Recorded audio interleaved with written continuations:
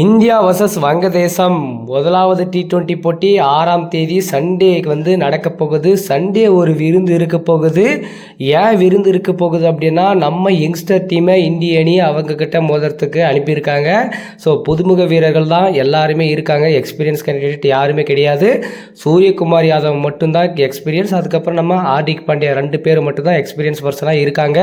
So இவங்க 2 பேர் என்னதான் ஆடினாலுமே மற்ற யங்ஸ்டர்ஸ் எல்லாருமே சப்போர்ட் பண்ணால் மட்டும்தான் வங்கதேசத்தை வீழ்த்த முடியும். ஏன்னா வங்கதேசத்தை அவ்வளோ நம்ம குறைச்சி எடை போட்டுறக்கூடாது. அவங்களும் தரமான டீமு.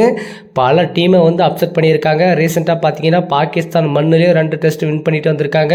ஸோ என்னதான் டெஸ்ட் சீரீஸை நம்ம இந்திய மண்ணில் இழந்தாலும் T20 சீரீஸை வெல்வதோடு அவருடைய இலக்காக இருக்க போகுது. அதனால் யங்ஸ்டர்ஸை எப்படி வச்சு செய்யணுமோ அப்படி வச்சு செய்கிறதுக்கு எல்லாம் தயாரான நிலையில் இருப்பாங்க. ஸோ அதனால் நம்ம சேஃபாக ஆடுறது நமக்கு நல்லது என்பது யங்ஸ்டருக்கு சொல்லக்கூடிய ஒரு முக்கியமான விஷயம். ஏன்னா பல விஷயங்கள் போனது இந்த ஸ்குவாடில். ஸோ என்ன தேர்வுக்குழு என்ன டீம் செலக்ட் பண்ணியிருக்காங்க, முக்கியமான வீரர்கள்லாம் இல்லை. ருத்ராஜ் கைக்வாட் அவர்கள் கம்பல்சரி இந்த ஸ்குவாடில் இடம் பிடிப்பார்னு சொல்லிட்டு எல்லாருமே எதிர்பார்த்துட்டு இருந்த நிலையில் எல்லாருக்குமே ட்விஸ்ட் கொடுத்தாங்க தேர்வுக்குழு. அந்த ட்விஸ்ட்டில் தான் பார்த்தீங்கன்னா ஃபுல்லுமே யங்ஸ்டர்ஸ் இடம் பிடிச்சிருக்காங்க. ஸோ இப்படி இந்த தேர்வுக்குழு செய்யக்கூடிய இந்த பிரச்சனையினால் பல வீரர்களின் திறமைகள் வெளியே வராமலே போகுதுன்னு சொல்லிட்டு பல முன்னணி வீரர்கள் இதுக்கு எதிர்ப்பு தெரிவிச்சுட்டு வந்துட்டு இருந்தாங்க. ஸோ ருத்ராஜ் கைக்வாட்டை நாங்கள் எடுக்காமலாம் இல்லை, அவங்கள ஒழிச்சு வச்சிருக்கா அப்படின்னு சொல்லிட்டு கௌதம் கம்பீர் அவர்கள் ஒரு காமெடியான விஷயத்த சொன்னார். ஏன் சொன்னாருன்னா, இது என்ன அவர் பவுலிங் போட்டால் கூட பரவாயில்ல, அவர் ஒழிச்சு வைக்கலாம். அவர் பேட்டிங் ஆடுறாரு, ஐபிஎல் ஆடி இருக்காரு, இன்டர்நேஷனல் மேட்ச் T20 மேட்ச் எல்லாம் ஆடி இருக்காரு. ஸோ அவர் எப்படி ஆடி இருக்காரு அப்படின்றது எல்லா டீமுக்குமே தெரியும்.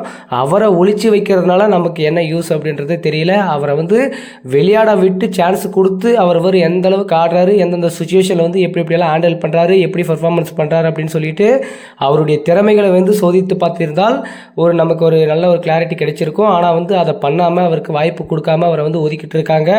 இதே மாதிரி தான் ஜிம்பாப்வே சீரீஸில் நல்ல பர்ஃபார்மன்ஸ் பண்ணார், ஸ்ரீலங்கா சீரீஸில் ஒதுக்குறாங்க. ஸோ வங்கதேச சீரீஸாவது அவரை எடுப்பாங்க அப்படின்ற மாதிரி எல்லாருமே எதிர்பார்த்துட்டு இருந்த நிலையில் அந்த சீரீஸ்க்குமே அவரை எடுக்காமல் விட்டுட்டாங்க. ஸோ கோலிக்கு அடுத்தபடியாக ஒரு நல்ல டிஃப்ரெண்ட்டான ஒரு நல்ல ஷாட்டும் நல்ல திறமை வாய்ந்த வீரரும் ருத்ராஜ் கைக்வாட் அவர்கள் நல்ல கேப்டன்ஷிப் பண்ணுறாரு. ஸோ அப்படி இருக்கும்போது அவருக்கு சான்ஸ் கொடுக்காதது மிகப்பெரிய ஒரு வருத்தமும் அதிர்ச்சியும் அளித்துட்டே வந்துட்டுருக்கு. ஸோ கண்டிப்பாக இந்திய அணி இந்த வங்கதேச தொடரில் பல சாதனைகள் பண்ணுவாங்க அப்படின்னு எல்லாருமே எதிர்பார்க்குறாங்க. ஸோ வங்கதேசம் எப்படி அவங்களை அடித்து அனுப்ப போகிறாங்க அப்படின்னு தெரியல. ஸோ கண்டிப்பாக நிறைய ட்விஸ்ட்டுகள் இருக்குது. வங்கதேசமும் ஸ்ட்ராங்காக விளையாடுறதுக்கான பார்ப்பாங்க. ஸோ இந்திய அணியும் அதே தவறு செய்யாமல் எந்த அளவுக்கு ஜெயிக்கணுமோ அந்த அளவுக்கு ஜெயிக்கிற மாதிரி ஆனாங்கன்னா கண்டிப்பாக வங்கதேச தொடரில் இந்திய அணி வெல்வது யாராலையும் தடுக்க முடியாது. ஸோ என்ன நடக்க போகுது அப்படின்றத பார்ப்போம்.